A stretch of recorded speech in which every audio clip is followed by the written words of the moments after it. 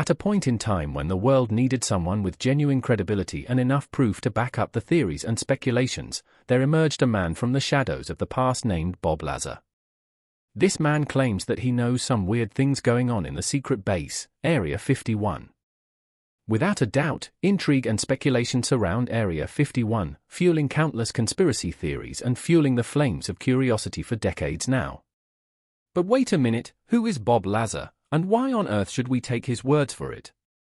Join us as we take a look at Bob Lazar's life, his claims about the secret base, and footage of Area 51. Before we talk about Bob Lazar, let's begin with the most captivating part, Bob Lazar's claims. Bob Lazar, a young scientist with a diverse range of interests, has a truly remarkable story that is absolutely astonishing. Bob Lazar's tale is nothing short of extraordinary, and he firmly believes that he must reveal it to protect himself. Of course, it goes without saying that this base is highly classified alongside everything that revolves around it. In fact, during his visit to the secret base, Lazar vividly remembered a terrifying encounter where a stern individual jabbed a finger into his chest, screaming into his ear while others aimed their weapons at him. Sometimes you just can't know too much. However, skepticism lingers in the minds of many. Could Bob Lazar's claims be nothing more than a fantastical flight of fancy? Or do they hold the key to unraveling the deepest secrets of Area 51? Join us on a journey into the unknown as we delve into the intricate puzzle that is Bob Lazar's claims, piecing together fragments of information to gain a rare glimpse into the covert operations of this secret base. Bob Lazar claims that he was recruited to work in an area known as S4, located a few miles south of Groom Lake. According to Lazar, S4 housed incredible flying saucers, antimatter reactors, and other technological marvels that appeared to be far beyond the capabilities of human beings. He boldly asserts that these advancements came from somewhere else, even though it may be incredibly bizarre to believe. Lazar firmly asserts that his actual employer was the United States Navy. He recalls gatherings with fellow government employees near the flight area at Groom Lake, where only a select few would board a secretive bus with windows that were either blacked out or non-existent. This covert journey would lead them to S4, where Lazar describes a peculiar building with a unique slope of about 30 degrees. The hangar doors were textured to blend in with the surrounding terrain, almost as if they were designed to evade detection from satellite photographs. Lazar openly admits that he was never explicitly informed about his specific role, but he deduced that it had something to do with advanced propulsion, a perplexing enigma that continued to pique his curiosity and contribute to the ongoing mystery surrounding Area 51. On his very first day at the S4 facility, Robert Lazar embarked on a journey into uncharted territory. He was handed a series of briefings that forever changed his perception of propulsion technology. What he encountered was truly mind-boggling. The power source for these otherworldly crafts was an antimatter reactor, a concept that had long been confined to the realms of science fiction. But this was just the beginning. The moment of truth arrived when Lazar was finally given permission to enter the hangar where the sports model was stored. Guided past it, his hands trembled with excitement as he couldn't resist running his fingers along its sleek exterior. This electrifying experience left a lasting impression on his memory. Each housed in separate hangars and uniquely designed for different purposes. However, the price of gaining this knowledge was high. The security at S4 was suffocating, and Lazar felt the weight of oppression from his superiors. They resorted to fear and intimidation using psychological tactics that bordered on brainwashing. While they never physically harmed him, the constant presence of guns was a chilling reminder of the serious consequences he faced.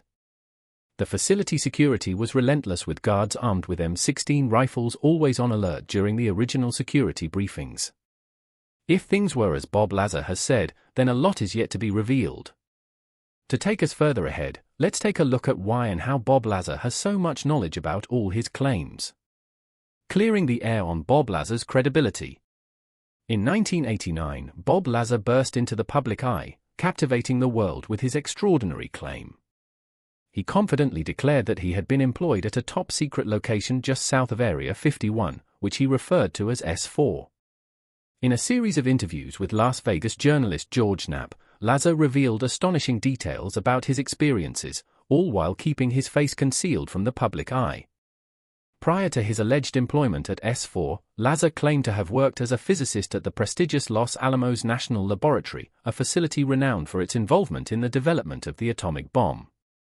As the investigation progressed, it became increasingly clear that Lazar's revelations were not to be taken lightly.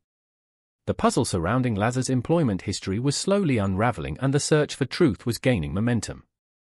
Initially, when Los Alamos was contacted, their response was a simple and dismissive nope.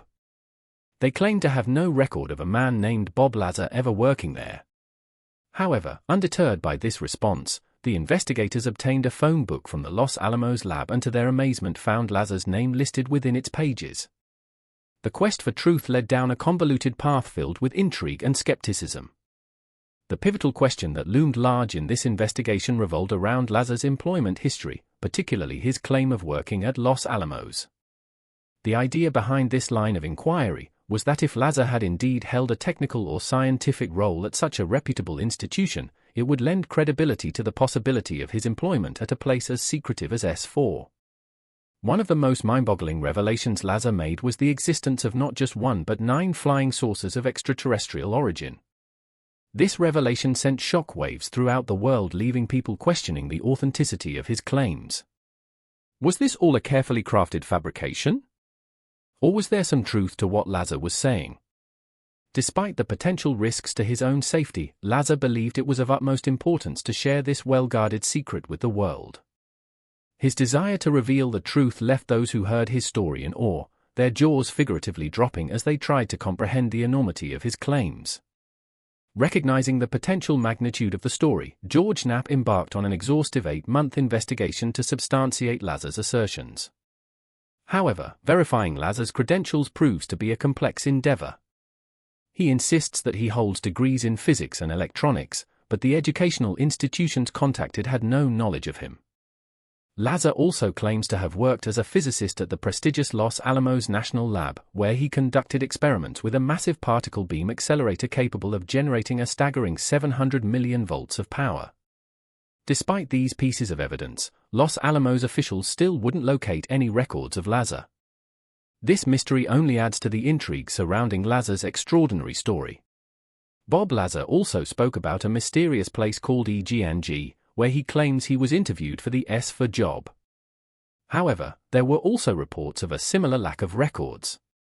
It seemed as though someone was intentionally orchestrating Lazar's disappearance, making him seem like a non-entity. This bizarre scenario was so surreal that even Lazar couldn't help but smile about it.